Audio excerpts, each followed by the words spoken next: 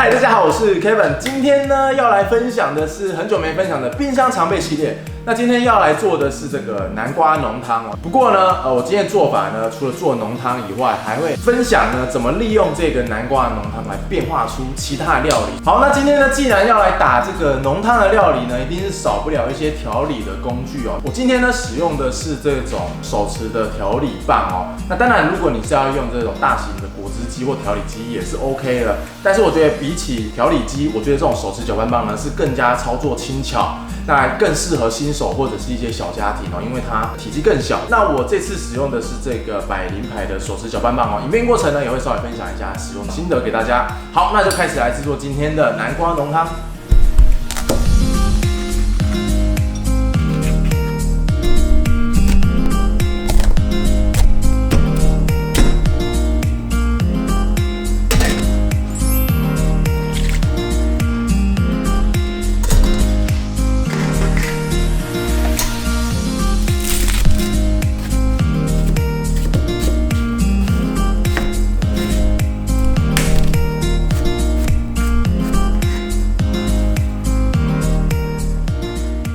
蒸熟之后呢，你只要用汤匙呢轻轻一拨，它的皮就起来了，这样会比较快。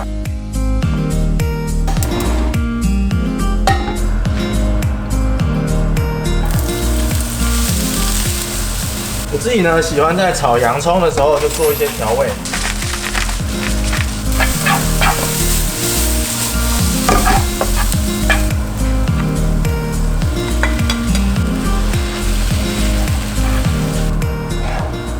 好，牛奶的部分呢，慢慢加，不要一次加太多，不然到最后太水哦。可以分阶段。好，这款呢，百灵牌的手持搅拌棒有一个好处是它可以调转速哦。那在食材还有很大块的时候，我会建议你先用慢一点的转速，然后等到越细的时候，你就可以打得越快。那我们一开始呢，先用比较慢的转速。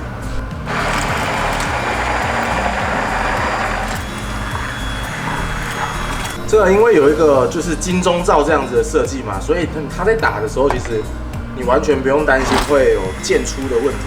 最高转速大概是这种感觉。那这个呢，浓度呢，你都可以自己再调整。那你希望你的浓汤再稀一点呢，你就可以再多加一点牛奶哦。那有的人呢是喜欢那种鲜奶油的味道，你可以再加一些鲜奶油，也是 OK 的。建议你可以取个这种分装的小容器呢，把它分装起来。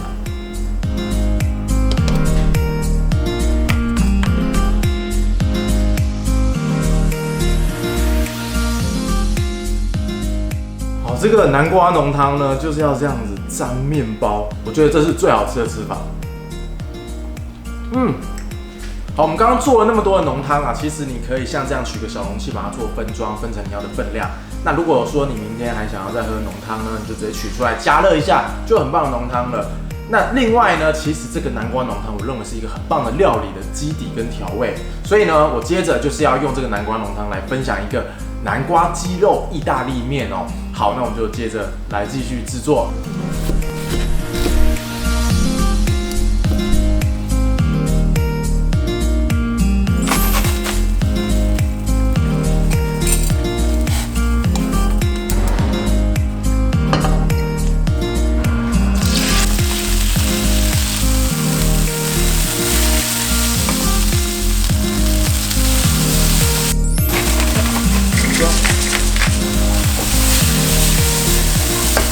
好，现在呢，南瓜浓汤上场了，加下去。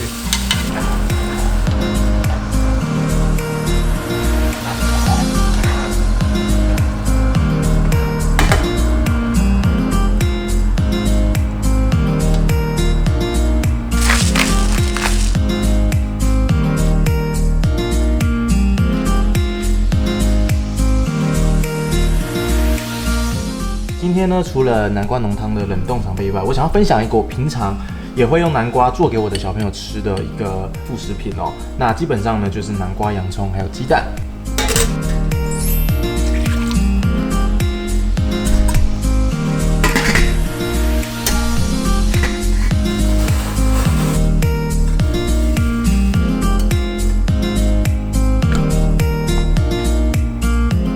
小朋友还太小的话，我只会给他吃蛋黄而已哦，不会吃蛋白。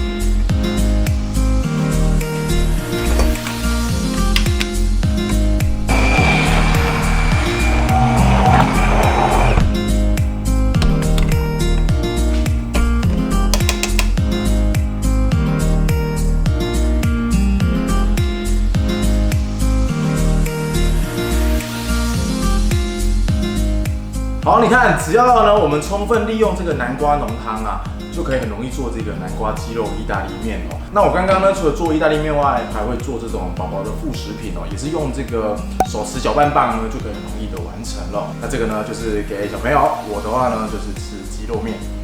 好，直接呢，赶快来吃南瓜鸡肉意大利面。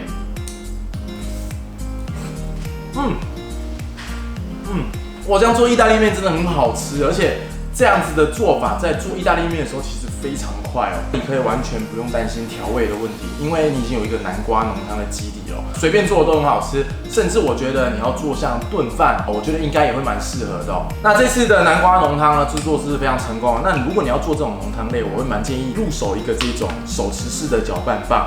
那我这次使用的呢是这个德国百灵的手持式搅拌棒，我觉得有几个特色哦。第一呢，它就是标准的德国工艺设计哦，非常重视人体工学，所以呢，它在这个握把的掌握啊，跟整体的操作算是非常的顺手哦。那这个扣锁的部分呢，也算是设计的非常好。调理头的部分呢，有做一个像金钟罩这样子的防溅设计哦，所以你在料理的时候呢，完全不用担心它会喷溅。底部呢也是做平整的，所以呢你在清洗的时候会非常好清洗。那我觉得它最棒的一个特色呢，就是它有一个21段的变数哦。那你可以依照你的食材颗粒粗细调整你的转速，比较容易呢可以打出你想要的口感哦。那我觉得这一点呢算是非常棒的一个设计。好，另外呢就是像这样子的手持搅拌棒，我认为特别适合新手或者是小家庭，因为它不像传统的这个果汁机或调理机这么的笨重。